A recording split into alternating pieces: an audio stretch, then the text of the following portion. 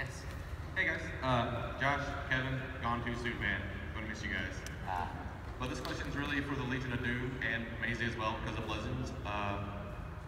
John saved Vandal Savage's ashes. If he comes back, how do you think he would interact with the Legion of Doom?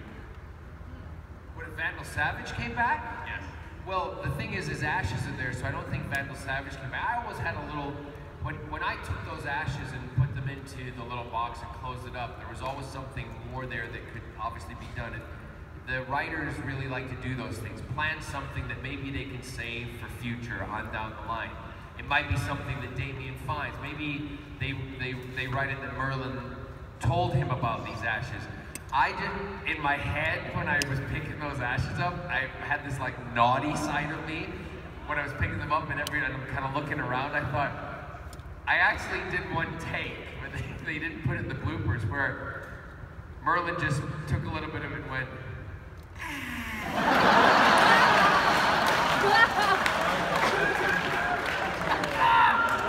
just to give himself a little bit of power more. But that would be my, not that he would do it that way, but that would be my thing, like maybe he would mix it, because in the comic book we said that in the green vial that Merlin wears around his neck, that's actually water from the Lazarus pit. So Merlin's got it with him all the time, right? And that was something that was never brought out in the show, but it was in the comic book. And then if he mixed that with the ashes of Vandal Savage and drank it, that would be a pure freaking hurricane storm to come and hit. So maybe he'd share it with Damien. They'll just like sip Vandal. A great drink. A great drink. Let's make Vandal. Sip Savage Vandal. on the rocks, please. Two of those. For those of you that play villains, do you like playing villains, or would you rather play a hero? I'll tell you a story. This weekend, I had my mom and my dad and my brother here with me. Some of you got to meet him. That was awesome. They had the best time. So my mom hates that I play bad guys.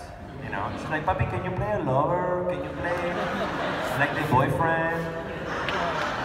So she got to meet Neal. We were having some lunch, and I was like, "Neal, you got to talk to my mom, you know, because that man has a career that we can all look up to." So I'm like, "Mom, Neal is one of the best bad guys around, and he's played so many different characters, he plays so many cool characters, you know?"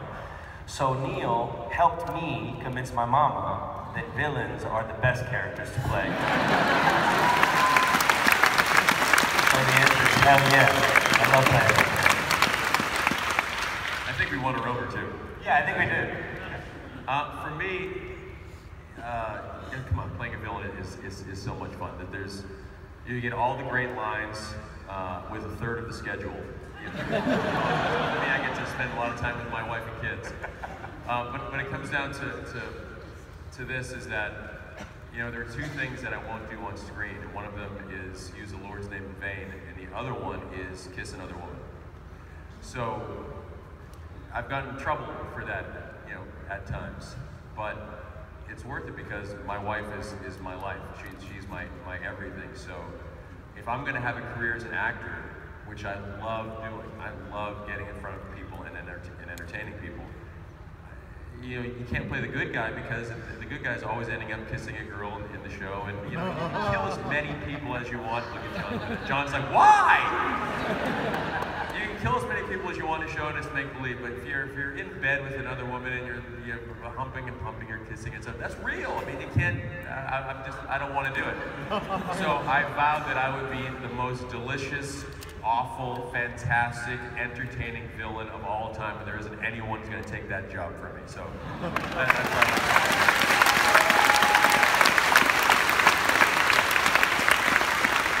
However, on the other side of the spectrum, I've played a character who's humped and bumped with everything, which has been totally awesome. The funny thing is, I don't see Merlin as a villain.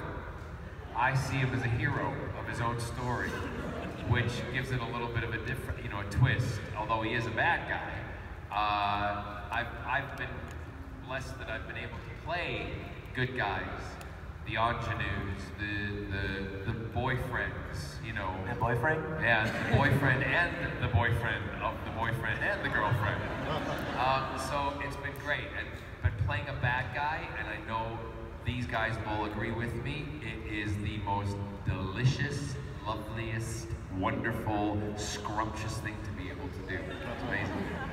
You really get the opportunity to take your time, I think, playing a villain, to be so deliberate and calculated with what you say and how you say it.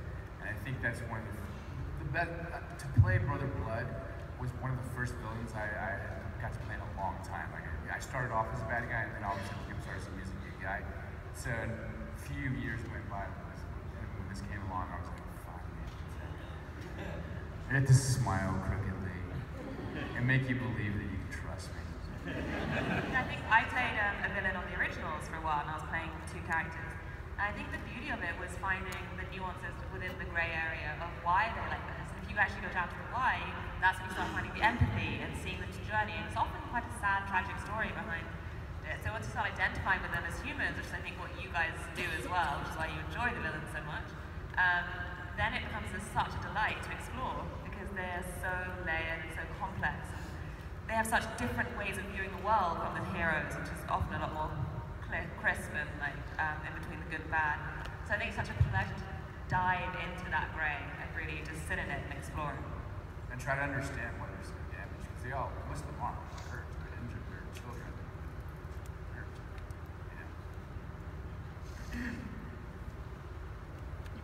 Alright, this is for any of you. Was there ever any stunts that you wanted to do but your stunt double did? All of it, bro.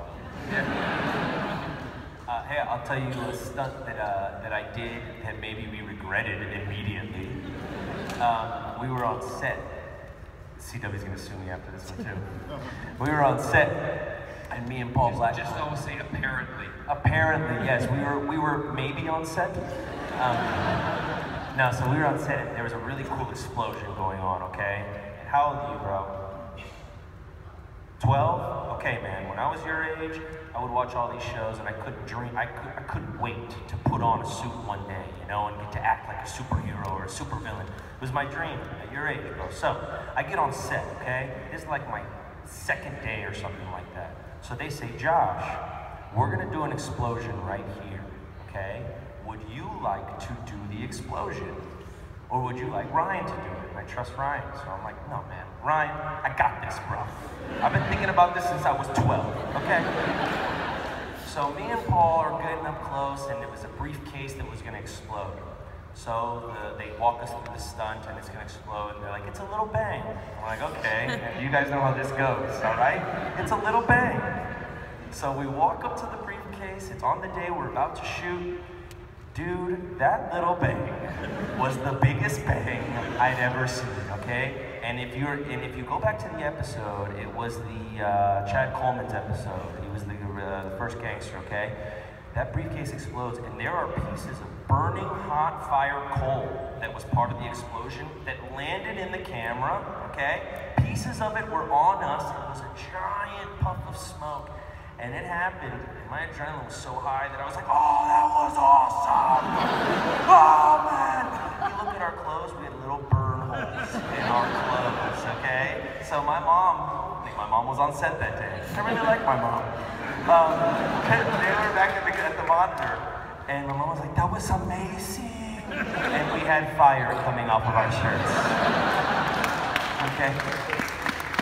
Alright guys, I'm really sorry we're about out of time, so we're going to try to finish what we can from over here on this side, and then we're going to have to call in on the questions. Thank you guys so much, though, for being here. I already talked to Josh, and he gave me some incredible acting advice that I really took to heart, and I was wondering what the rest of your acting advice would be. Stick to it. Don't give up. Stay in the moment, I think, is the biggest one for me. Don't never lose that excitement. Sometimes it can be easy with so much noise around you, and after the 50th take at 4 a.m. you're just tired, but just hold on to that joy and really let that translate into your work. Because, you know, we're dressing up and getting to play all the different people from around the world. It's fun. Don't lose the fun and the enjoyment and the pleasure. And to be able to touch people and talk to people about it, like that is where it's really, that's what it's really about for me at least. So hold on to that joy. And I've always said that you know, we're up here because we realize that we're different. We're all different. Everyone in this room is different. And once you realize how amazing you are, each and every one of you, that you are different, you should really celebrate that. You know, in fact, right now, why doesn't everyone grab their cell phone? All right, just for 1 second. You're gonna love this. I hope so. You guys have spent so much time and money taking pictures of us, which is really, again, it's a humbling, amazing thing. But sometimes you guys have to remember that you guys are so awesome. So right now, it's selfie time. Take a selfie of yourself right now. Ready? 3, 2, 1. And look at this picture. Next time you're feeling in the dumps, or next time you think, holy cow, I can't do it, or my gosh, that guy's better than this, or whatever it is. Look at that picture. Go back to that picture and think, holy shit, I'm awesome. Because you are. We wouldn't be on this panel right now without you awesome people. So, for Neal, McDonough, and everyone else, boys, girls, yeah.